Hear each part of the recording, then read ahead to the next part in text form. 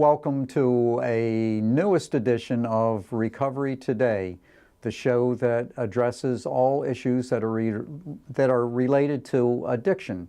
And so my name is John Winslow. I'm your host, and I am with the National Council on Alcoholism and Drug Dependence. I'm also on the board of directors with Recovery Resource Center, and I also happen to be a person in long-term recovery, which for me means I haven't found it necessary to use alcohol or other drugs for over 42 years.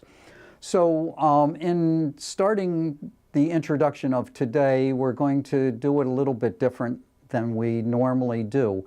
Up until less than 24 hours ago, I had a guest that was scheduled to and preparations made for today's program, and we have scratched that and have a different guest on today. My guest today is Perry Gaidurgis.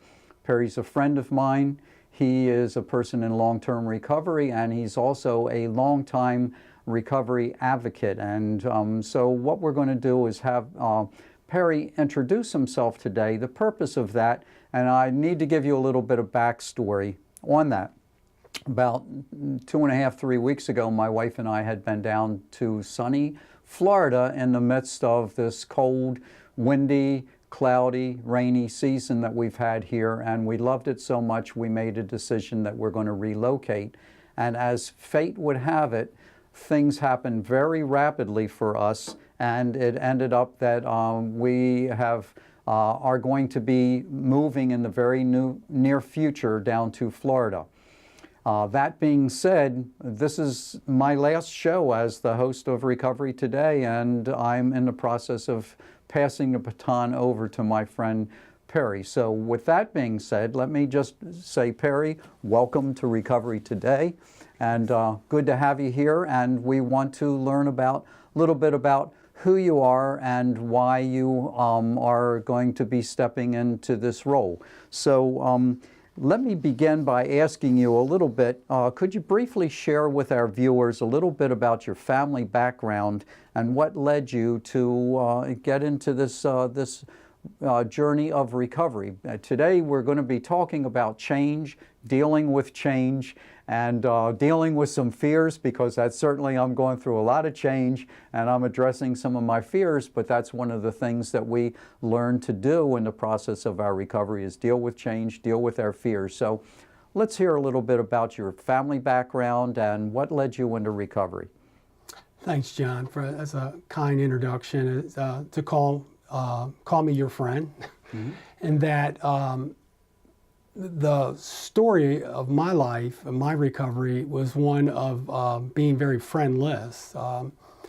I grew up with a very violent, active, alcoholic family of multi-generations and was raised that way. And I'm the oldest of 8 kids. Mm-hmm. And in my story, my parents, because of my sister doing an intervention, my sister Julie was 9 years old, went to my mom, said everyone in the neighborhood's calling you and Dad a drunk, calling our family white trash. Mm-hmm. And this was outside of Washington, D.C. So lots of shame there. Lots of shame. And one of my brothers was already in a foster home at that point, and we were about to probably all bust up into foster homes. Mm-hmm. We also had a great aunt who was raising us, who was also alcoholic, and in today's thinking also suffered from dementia, untreated. Mm-hmm.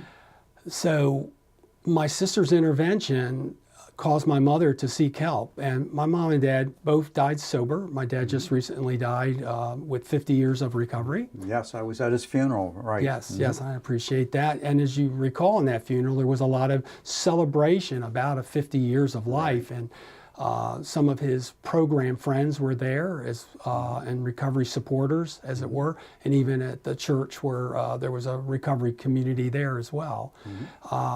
My mother died sober many years ago as well, and they were very active in their early recovery. And they, as I mentioned, are part of intergenerational addiction. And so me as a kid, I started to go to receive support in a variety of ways, including counseling and and support for other kids who have suffered from family. In a mutual aid group. Yes, correct, yes. And was very active in that for a good number of years. And in that became actually the process of beginning to take your story and share it out in the community in an educational type of way to raise awareness. I was trying to remember that I was probably 13, 14 years old and was at an event in Laurel, Maryland at a church where there was maybe the health department, public education, and I was there with a group of other kids to talk about family alcoholism. And so early in my life, that became part of my life. And my parents did things like that. And then things switched for you. Although you were plugged into that, then Yes. things took a turn for you. Yes, and that was, I also believe that for me and for quite a few other people who suffer from alcoholism and trauma, and it is the interconnection between trauma and also with depression and other mental health concerns. And that wasn't very treated very well, or if that's the right way to say that. Right. Little was even known about it back in those. Exactly. The connection between the two. Yes. Yeah, in the school years leading up to my parents getting sober and even afterwards, I was missing 30 or 40 days of school a year when I still had my old report cards. And even though your parents got into recovery, it's my understanding there still was a lot of chaos, especially in their early recovery. Yes, there was. And that is a normal process. And that's a key word there, process. It wasn't until I was probably 20, 21 before I realized, even though I heard it in the mutual aid groups for kids, that recovery is a process. Right. It's not an event. Right. There's a saying that we don't get sick overnight, and conversely, we don't get well overnight. It can take quite a long time for people to really establish some substantial, not only abstinence, but really there's, recovery is much more than just getting the cork in the jug, as we say. Yes, and you reminded me too, this idea that you can have expectations. When you have a family member who gets sober, who had, in our particular situation, was very dysfunctional, as it would be called, you have an expectation. Well, if the drinking stops or the drugging stops, then everything's supposed fine. Yeah. And that was not the case. Not the case at all. So tell us what happened to you and in your teen years. Yeah, in my teen years, again, I had this sort of duality where I was plugged into recovery support. I did volunteer work in my local community in a couple different capacities. Taught karate. Had been taking karate for a while. I was very sports-minded. Volunteered at a hospital. Was actually a male version of a candy striper that's called a blue coat. And here it is, I was in this sort of caretaker role, both in my physical family, but also seeking it outside of my family to help other people and trying to find my way as a kid. But in the mix of that, I also suffered from depression and was at risk of having a problem with alcohol myself. And so at 16, I got drunk for the first time. I'd had sips of beer and wine younger days when my parents did drink, never felt the effects. But the first time I actually did get drunk, I believe I became psychologically addicted. And then now you got into recovery as a young man. Can you tell us about that? What were the events? What were the circumstances? Yes, well, there was this rapid decline in my drinking once I became psychologically addicted to alcohol. And kids are more prone to having that happen. And so what happened... The earlier people start drinking, the greater Yes. the likelihood that they develop a significant problem, if not addiction. Right, and there's a lot of science and study to that today, as there wasn't 50 years ago, and 40 years ago, and even 30 years ago.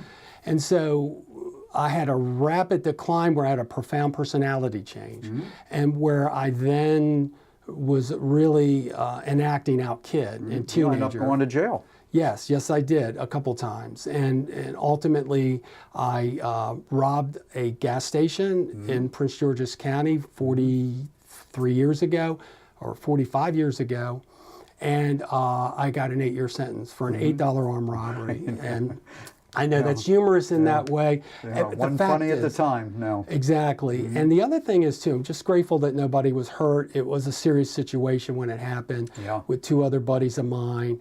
And I ended up going to jail and ended up with an 8-year sentence. But so how did you get sober if you were in jail? And there, I first was doing a teeny bit of counseling. They had very little, but the little they had, I tried to get. I also did a lot of college self-study because I had dropped out of high school. I was actually very college bound, and again, that all got derailed because of active alcoholism and some drug use. And so I ended up plugging into some mutual help support groups, and it radically changed my life. And again, I got the light bulb went off, including this recovery process is a process. I didn't get sick overnight, as you alluded to. And so wellness and wholeness and change was it's still a lifetime journey, here 40 years later for me.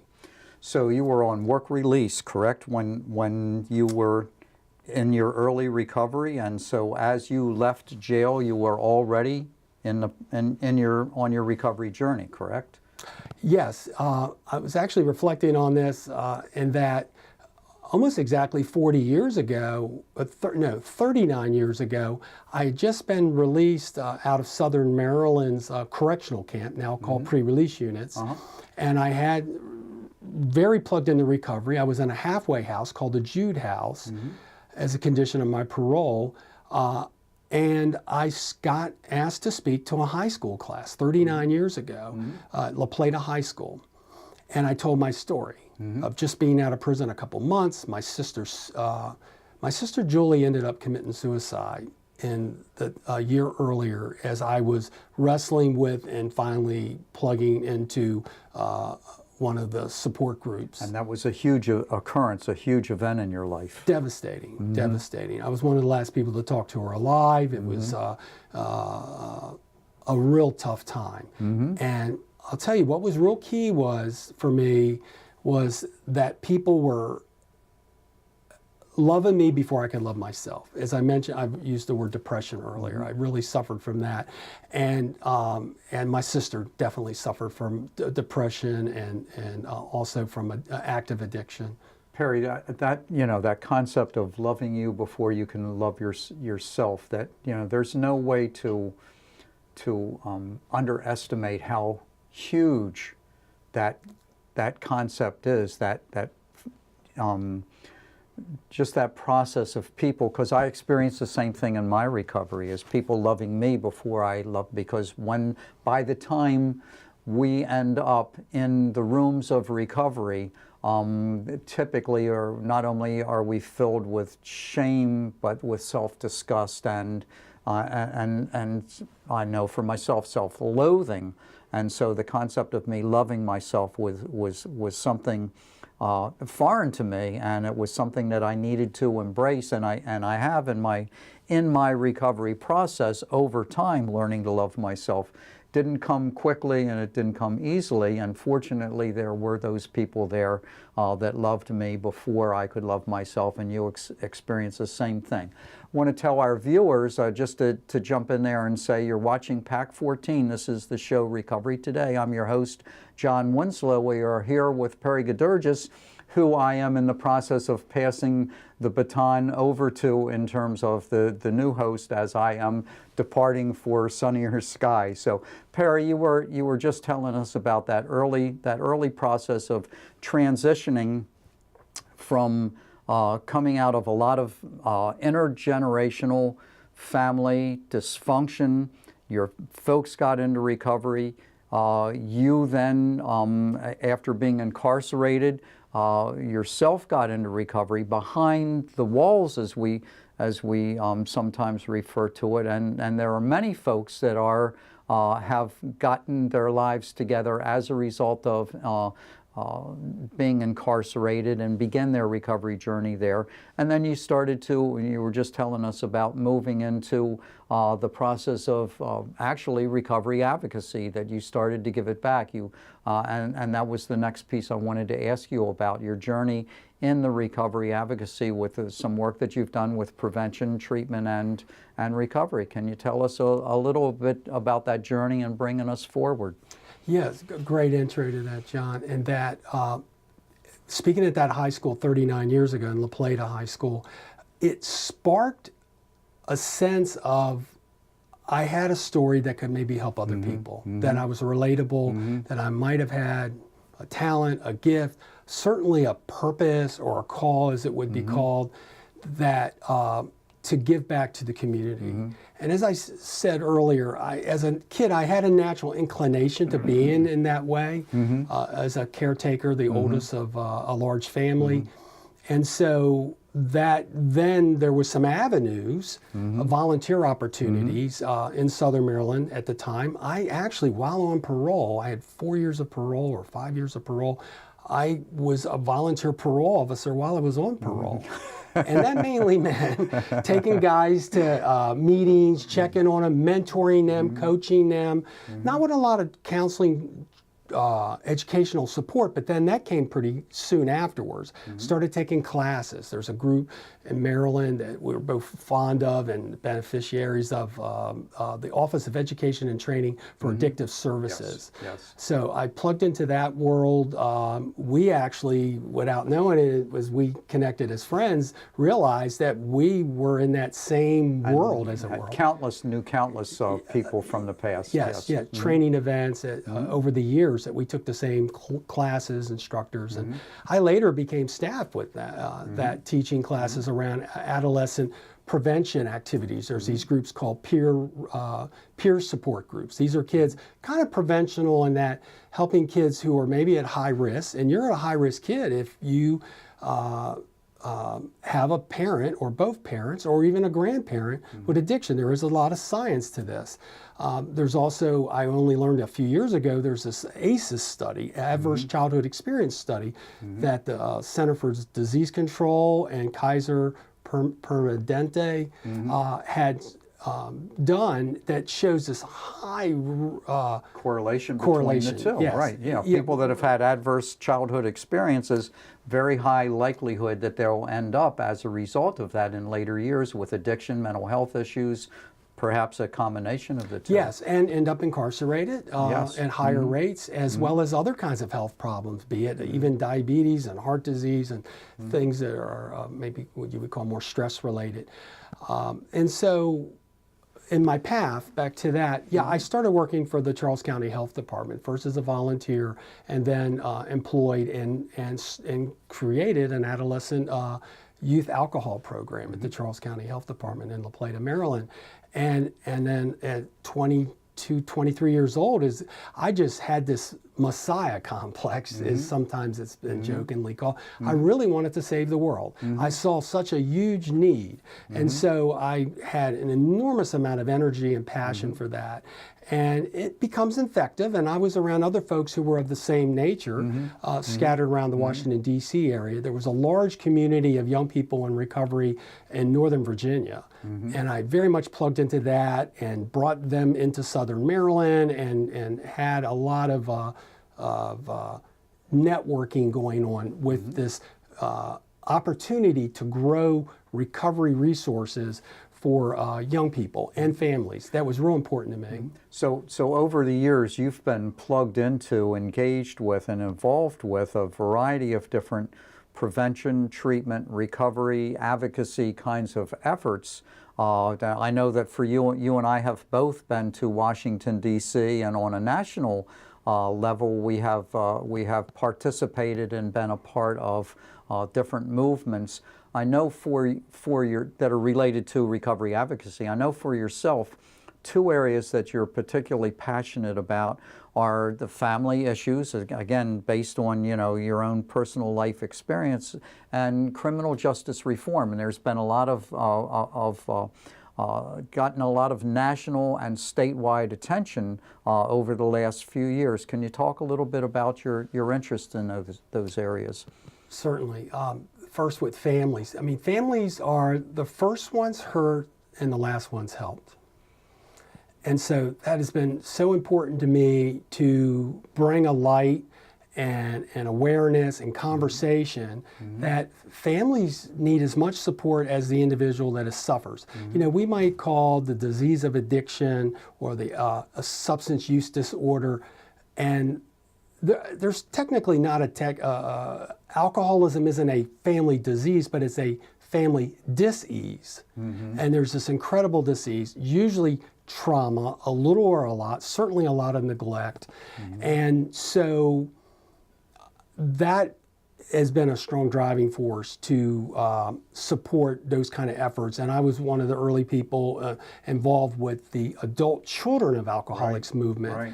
And then I, many years later, have been able, and you were even part of my production team, when I filmed a project called Shattering the Silence, where we interviewed leading early pioneers in that work. And I was already there as a participant and a trainer at the local level, as it were, including I served on the Maryland Governor's Alcohol Advisory Council with Governor Hughes and then later Governor Schaefer.